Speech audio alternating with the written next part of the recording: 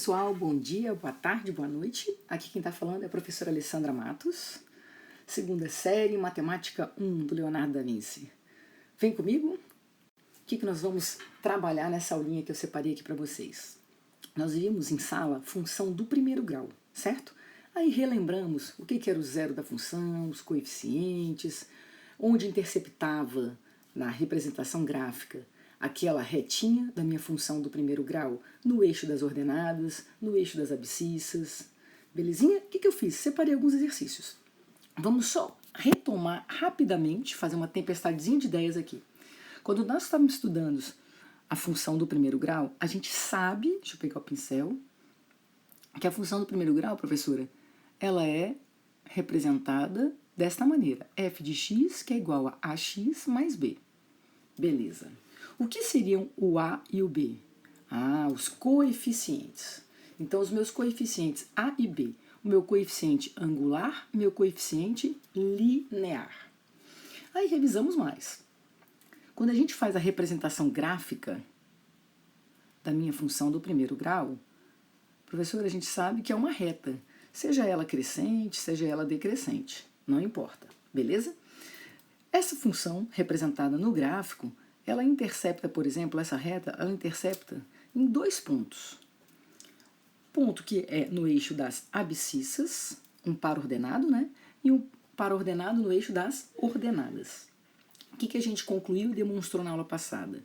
Que o par ordenado que intercepta aqui, ó, que representa a interceptação no eixo das abscissas, no eixo x, é justamente o oposto de b sobre a e zero.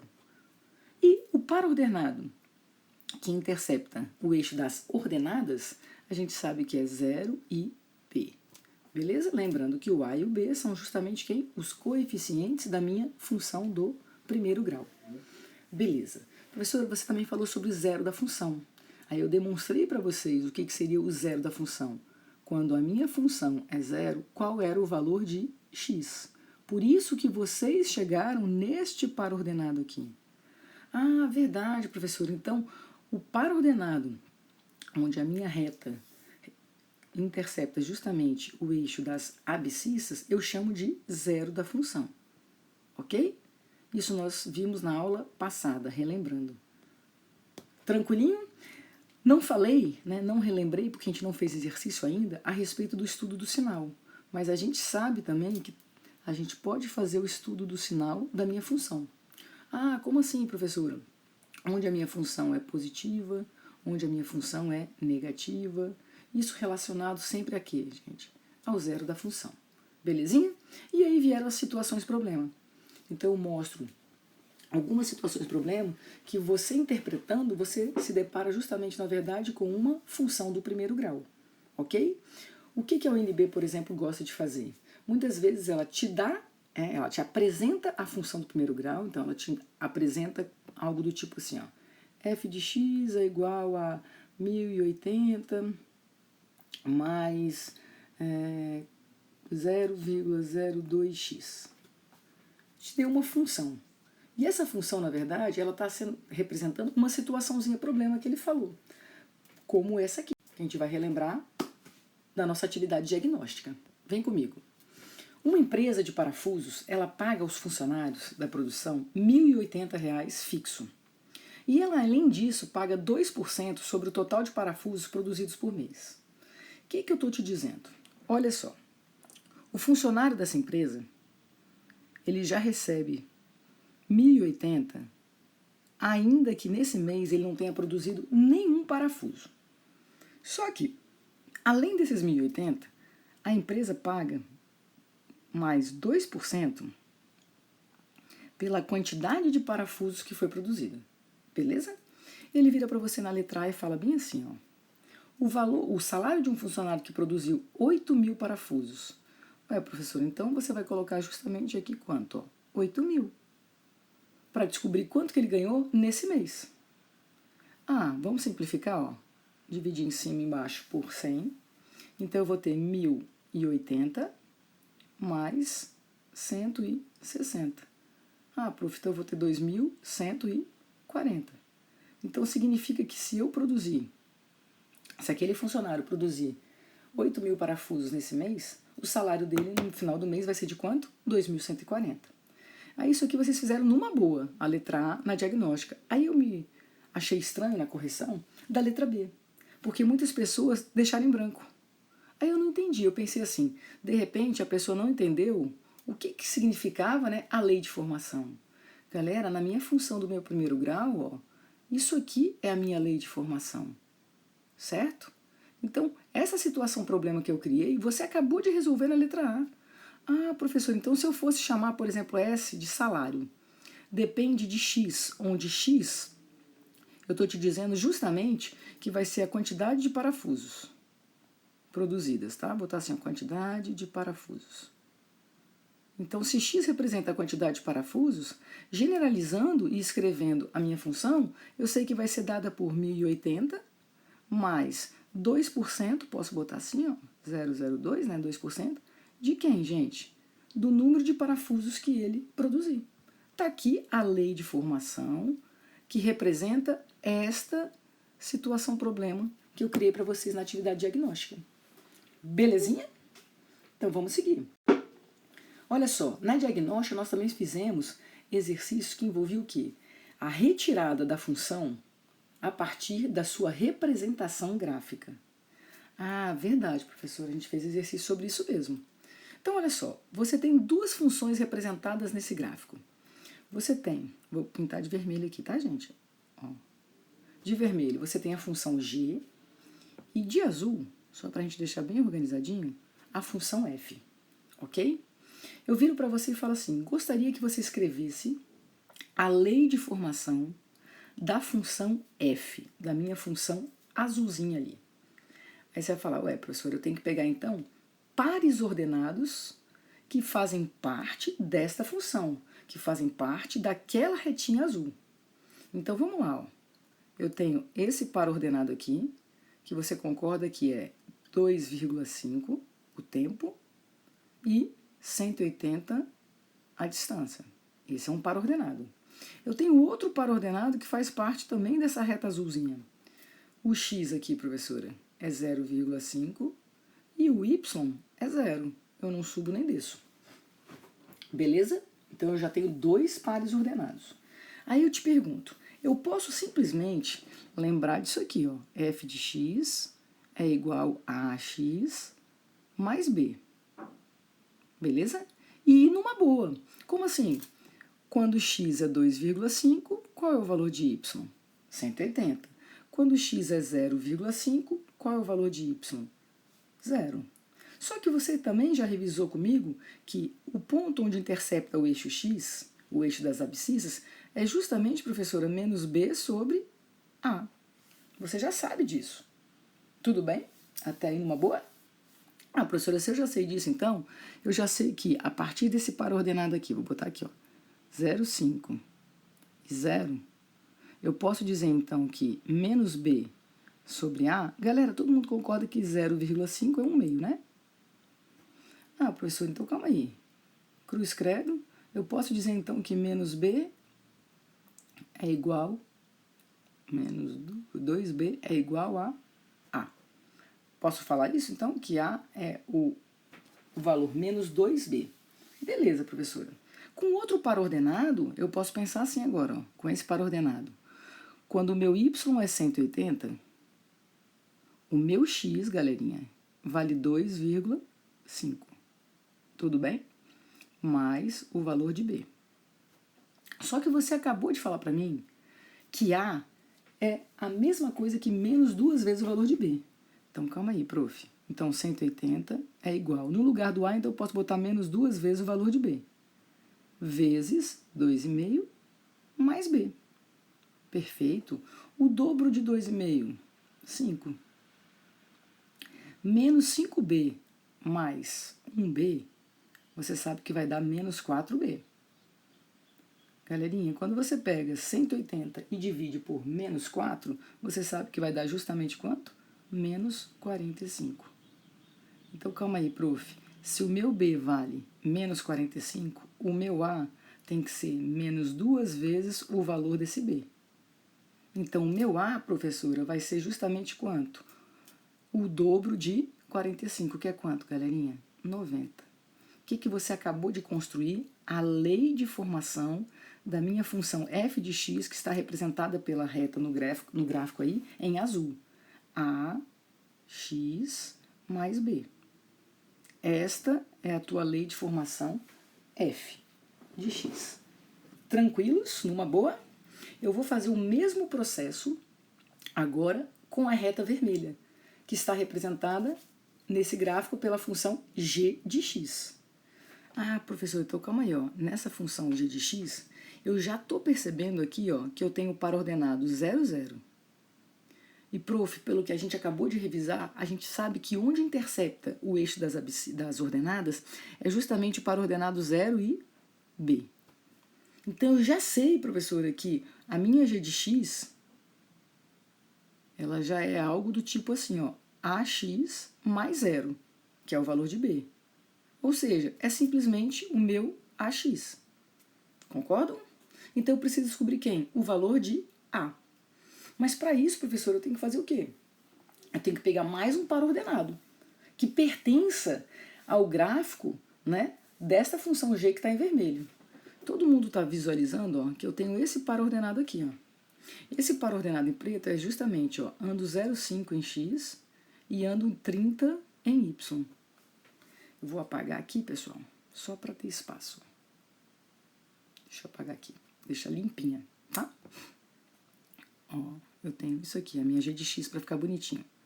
A minha g de x, então, eu já saquei que é do tipo ax mais 0, porque é o valor de b, ó.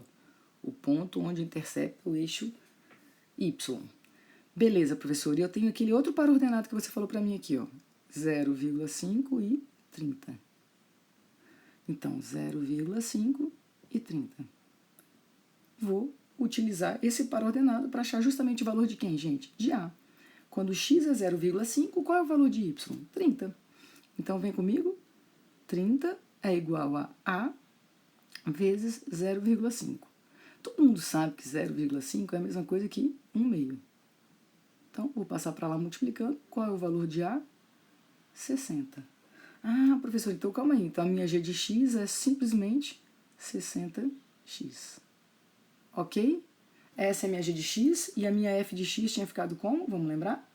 Minha f de x, professora, tinha ficado 90x menos 45. Então, eu tenho a minha função f e a minha função g. Agora, vamos perceber o que ele está pedindo na questão, nessa da URGS. Analisando o gráfico, verificou-se que o carro que partiu primeiro foi alcançado pelo outro ao ter percorrido exatamente quantos quilômetros? Galera, em que momento, né, existe a interceptação deles? Aí você vai falar, ah, professora, bem aqui, ó. Vou apagar aqui. Eles estão se interceptando bem aqui, ó, nesse par ordenado aqui, certo? Em que eu não sei quanto tempo foi e não sei qual foi a distância. Ele está me perguntando justamente qual foi a distância. Ou seja, ele está me perguntando em que momento o g de x e a f de x coincidiram. Ah, professor, então é só fazer f de x igual a g de x. Exatamente. Ó. G de x é igual a 90x menos 45. 45. Ah, resolvendo isso aqui, ó, menos 30x é igual a menos 45. Professor, então x é nada mais, nada menos que 45 30avos. Professor, e se eu dividir 45 por 30, você vai falar assim, professora, vai dar nada mais, nada menos que 1,5. Só que isso que eu achei é o tempo. Então, é o tempo 1,5. Beleza? Então, quando passou 1h30, eles se encontraram. Mas qual é a distância? Tanto faz, vou pegar ou o g de x ou o f de x. O g de x fica mais tranquilo, né? Então, estou te perguntando assim, ó, g de 1,5. Galerinha, 60 vezes 1,5. Professor, eu posso fazer em fração, que eu gosto mais? O que é 1,5, gente? Não é a mesma coisa que 3 meios? Perfeito. 60 por 2 dá quanto? 30. 3 vezes 30, 90. Então, quantos quilômetros, né, tinha percorrido para o momento do encontro? 90 km. Belezinha? Uma questãozinha bem bacaninha. né, que está, na verdade, trazendo uma situação, um problema, gráfica, que você, a partir do gráfico, consegue chegar na lei de formação das duas funções, a função f em azul e a função g em vermelho.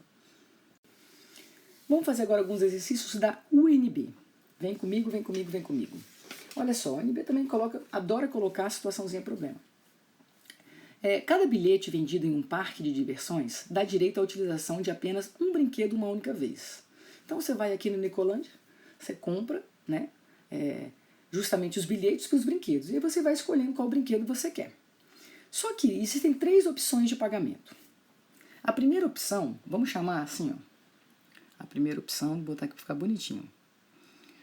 De opção 1, você paga R$2 por bilhete. Então, olha só, o preço que eu vou pagar é de R$2, vou chamar de X, pessoal, a quantidade de bilhetes, tá?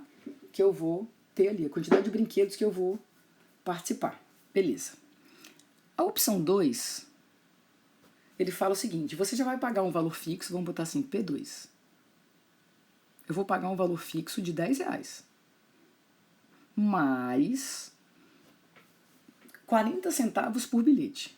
Então, 0,4 por bilhete que eu comprar ali para poder brincar. E a opção 3, vem comigo também, P3, ele fala que eu pago um valor fixo de R$16. Ou seja, como se eu pagasse a pulseirinha por R$16 e eu entro em qualquer brinquedo. Então, a quantidade de brinquedos independe do valor que eu vou pagar. Eu posso brincar em 1, eu posso brincar em 10, eu posso brincar em 50. Né? Eu tenho acesso livre. Ué, professor, então não depende do número de brinquedos, concorda? Exatamente, uma funçãozinha constante. Pago 16 e ando quantas vezes eu quiser. Com base nessa situação, julgue os itens a seguir. Se uma criança, pessoal, dispõe de R$14, você acha que a opção 1 é a que permite utilizar o maior número de brinquedos? Aí você vai pensar, vamos botar aqui bonitinho, ó. Item 1. A opção 1, galerinha, ó, a opção 1.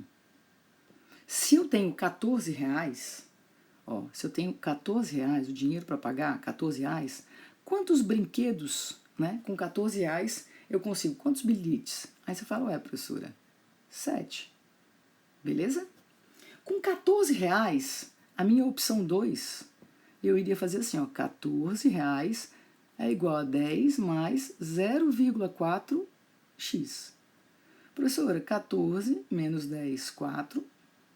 Quando eu pego e divido 4 por 0,4, que é 4 dividido por 0,4, eu vou ter a quantidade de 10 brinquedos. Ele está falando que eu vou ter, pela opção 1, a maior quantidade de brinquedos. É errado? Todo mundo concorda? Não, professora, não pode, tem que ser a 2. Aí alguém pode falar, ué, mas e a 3? Galera, a 3 eu tenho que pagar R$16. Eu só tenho 14, então a opção 3 nem condiz com essa situaçãozinha que ele criou.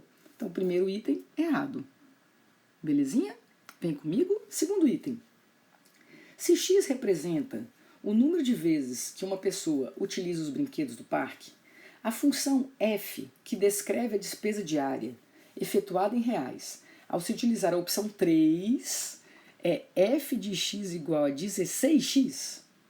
Não, né, gente? Porque pensa, é passe livre.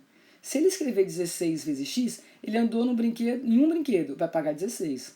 Em 2 brinquedos, 32. Não é isso. Concordam? Então, independe. Ele está liberado, ele pode brincar em quantos brinquedos ele quiser. Então, por isso o item está errado, porque a gente já escreveu que a função seria essa aqui, a funçãozinha constante. Beleza, prof.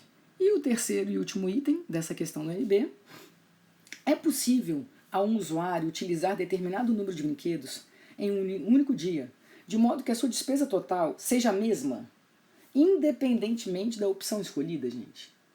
Pensa comigo, ele está falando assim, para você, que se eu escolher a 2, ou a 1, ou a 3, não vai depender, eu vou gastar o mesmo valor, né, pela mesma quantidade de brinquedos. Olha só você pensar assim, estou te dizendo, tem como, gente, ó, se eu pegar a opção 3, 16, e pegar, por exemplo, a opção 1, quantos brinquedos, né, daria em comum para as duas opções? Aí você fala assim, 8, professora. Se eu pensar agora assim, ó, 16, tudo bem? Igualando a opção 2. Se você fizer as continhas, 6 dividido por 0,4 vai dar quanto? 15. É a mesma quantidade de brinquedos, gente? Não é, né? Não tem como, concorda? Se eu pagar 16, só você pensar, se eu pagar 16 eu já posso ter o passe livre, então já absurdo o que ele está falando. Então os 3 itens desta questão estariam incorretos. Beleza? Olha lá, uma situaçãozinha problema para você escrever a lei de formação a partir da situação problema. Vamos para a segunda questão? Também do ANB. Uma livraria especializada em títulos infantis, né, onde os livros custam mais de R$ 2,50, oferece também 3 opções de desconto aos clientes que comprarem acima de R$ 50. Primeira opção, ele dá um desconto de R$ 6 mais 50 centavos por livro comprado. Vamos chamar então, pessoal, de D a quantidade de desconto que ele vai me dar, tá? Vou chamar de D1 para ser a opção 1. Professor, então ele vai te dar um desconto fixo de 6, mais um desconto de quanto? De 0,5 por cada livro comprado. Vamos chamar de X, então, a quantidade de livros comprados. Pode ser? Na opção 2 do desconto, professora, ele já faz diferente. O desconto na opção 2, ele te dá R$ 3 fixo, mais R$ 1 por livro comprado. E na opção 3, ele te dá R$ 2 de desconto por livro comprado. Então, 2x. Lembrando que x é justamente a quantidade de livros comprados. Aí ele vira para você e fala assim, supondo que todas as compras foram superiores a 60, ou seja, já é maior que 50, então já tem o desconto mesmo que ele falou, julgue os itens abaixo. Olha o primeiro item. Vamos escrever aqui do ladinho. Primeiro item. Ele fala para você, uma pessoa que comprasse 8 livros teria maior desconto se escolhesse a opção 2. Galera, vem comigo. Olha só. A opção 1. D1. Se eu comprar 8 livros, seria 6 mais, professora, já sei que 0,5 é 1/2. E eu prefiro trabalhar com fração, sem problemas. 8 por 2, 4. 6 mais 4, 10. Então, pela opção 1, eu teria um desconto de quanto? De 10. Pela opção 2 que ele está me falando, olha lá, galerinha. 3 mais 1 vezes 8. Professora, pela opção 2, eu teria 11. Beleza? Professora, e pela opção 3, calma aí. O dobro de 8 livros. O dobro de 8 livros, professora, dá quanto? 16. Galera, qual seria a melhor opção em termos de desconto? Onde eu teria maior desconto? Na opção o quê, gente? 3, ó. Teria um desconto de R$ 16. Tudo bem? Então, o primeiro item está errado. Vamos para o segundo item. Olha que bacana. Se uma pessoa comprasse 6 livros, vamos lá, 6 livros. Então, se ela comprar 6 livros, então os descontos a ela concedidos seriam os mesmos tanto na opção 1 quanto na opção 2. Ele está te dizendo assim, ó, que a opção 1 e a opção 2, se x for igual a 6, é a mesma. Vamos pensar o seguinte, ó. A opção 1 é 0,5x mais 6. Eu quero descobrir qual o valor de x em que a opção 1 e a opção 2 vão ser a mesma. Seria a mesma ideia de escrever assim. A professora resolver essa equaçãozinha? Exatamente. Se você fizer 0,5x menos 1x, 0,5x, aqui 3. Professora, se eu pegar 3 e dividir por 0,5, adivinha quanto vai dar? 6. Então, realmente, se forem 6 livros, tanto faz a opção 1 quanto a opção 2, porque eu vou pagar a mesma quantia. Perfeito, perfeito, perfeito. Olha o item 3. A partir de 3 livros, a opção 3 é a que traz o maior benefício financeiro para o comprador. Gente, vamos pensar assim, ó, se o meu X for igual a 3 livros, vamos ver. O meu desconto 1, né, na opção 1, vai ser 6 mais 0,5 vezes 3. Professora, isso aqui vai dar nada mais, nada menos que 7,5 de desconto. Na minha opção 2, eu vou ter 3 mais o valor, né, a quantidade de livros, 3. Então, 6. E na minha opção 3, o meu desconto vai ser o dobro, professora, de quanto? De 3. Que vai dar quanto? 6 também. Ele está afirmando que seria a opção 3. Galera, a opção 3 tem a mesma quantia, ó, de desconto da opção 2 para essa situação. Então, por isso, o item estaria errado. Beleza? E o último item, para a gente fechar, quarto e último item, para 1 ou 2 livros. A opção 2 é a mais vantajosa para o comprador. Galera, para 1 ou 2 livros, pensa comigo, se fosse um livro, né, se x fosse igual a 1, depois a gente põe assim, ó, se x for igual a 2. Vamos lá. O desconto na minha opção 1 seria justamente, faz a continha aí bonitinho para mim. Ah, professora, já sei que é, ó, só para você lembrar, é 6 mais 0,5x. Galera, se x for 1, desconto da 1 vai ser de 6,50. Se x for 2, professora, o dobro de meio, 1 mais 6, 7. Então seria esse aqui o desconto dado. Se a opção agora fosse 2, desconto 2, galerinha, ó, é 3 mais x. 3 mais a quantidade de livros. Beleza, então, professora, o desconto 2 seria, se for um livro, 3 mais 1, 4. Tudo bem? Se forem 2 livros, 3 mais 2, 5. Beleza, professora. E o desconto da terceira é o dobro da quantidade de livros. Então, olha lá, se for um livro, 2. Se forem 2 livros, 4. Tudo bem? Qual é a melhor opção de desconto, galerinha? Aí você fala, professora, é a 1. E ele está falando que seria qual? A opção 2. Então, por isso, esse item também estaria erradinho. Beleza? 2 situações problemas que eu trouxe aqui para vocês da nossa apostila do PAS, tá? Da UNB. Espero ter ajudado. Um beijo grande e até a próxima.